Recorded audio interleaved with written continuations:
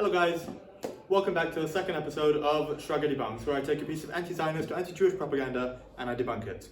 Today I'm going to be debunking this format graphic I've seen going around the internet, and it just really annoys me.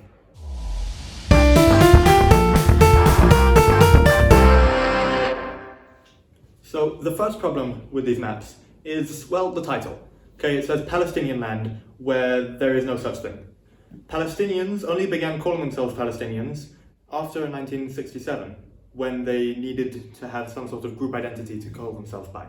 Until then, say before 1948, the Palestinian Foundation Fund, the Palestine Airways, Palestine Post, all of those were Jewish organizations. There was no Palestinian anything in the time that these maps display. The next problem with the maps is the land in question. The land in question is what is now modern-day Israel. However, the land in actual question, in reality, was Israel and Jordan, because Jordan was part of the British Mandate. So, the land that was given to the Arabs living in Jordan was Palestine, according to the British and according to every mandate beforehand.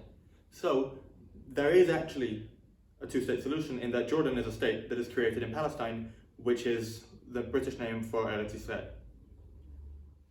On to problems with the maps themselves. In map number 1, you can see the Jewish area, which is outlined by the white, and it's the area in which Jews had settlements in mandatory Palestine. The rest of the land is considered to be Palestinian. Now, this is wrong because there are only 500,000 Jews and 1 million Arabs, right? The land makes it look like there are so many Arabs and very, very few Jews, but that's just assuming that all of the land that isn't Jewish is Palestinian. Now, the second map is just the UN Partition Plan.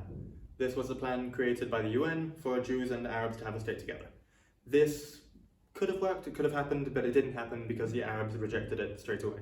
The Arabs wholeheartedly said no thanks to the existence of a Palestinian state, and the Jews agreed to it. And so the second map is also wrong. The third map is just the arms disagreement from 1949 until 1967, between the Independence War and the Six-Day War. This is the land that was Israeli for a long time, but the Greenland is not Palestinian.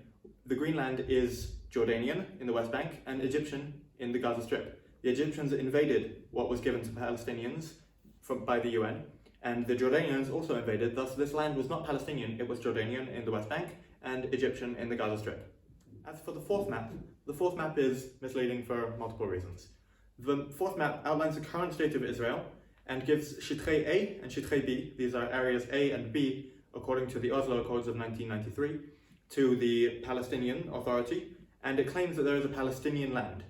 Okay, now this could be Palestinian land, could be not Palestinian land. It's not a Palestinian state, but it's Palestinian land. The Gaza Strip is controlled by Hamas with no intervention from Israel. This map is more or less accurate. Israel took land in the last two maps with the Six-Day War. The Six-Day War was when Israel conquered all of Israel, all of the Sinai, the Golan Heights, the West Bank, and the Gaza Strip. This was after a war initiated by Jordan, Egypt, and Syria in order to destroy Israel completely. Israel won the war in 6 days and took all of that land. Now these maps conveniently leave out the Sinai Peninsula, which Israel promptly returned, the Gaza Strip, which Israel completely withdrew from, and that's it. Israel has not taken this land aggressively. Now, another problem with these maps is not that they're technically inaccurate, but that it's also giving you the impression that all the Arabs living in Israel have been crammed down and smushed and crushed into these small little areas. However, that's not actually true. Lots of the Arabs living in mandatory Palestine are now Israeli Arabs. They enjoy the same rights as all Jews in Israel, and the same rights as everyone else, because Israel is a democracy. In Israel, there are 2 million Arabs, and a lot of those came from the original Arabs living here before 1948. What's this really about? This isn't just a technical inaccuracy, these aren't just fun maps of history. No, they're giving the impression that Israel is encroaching on Palestinian land, that we're invading and taking over and controlling and just spreading all the territory of Israel. That's not true. Well, that concludes the segment. I hope I've effectively debunked this format bit of propaganda. If you have anything else you'd like me to debunk, please comment on a video or a segment down below. And as always, I'm Israel Chai.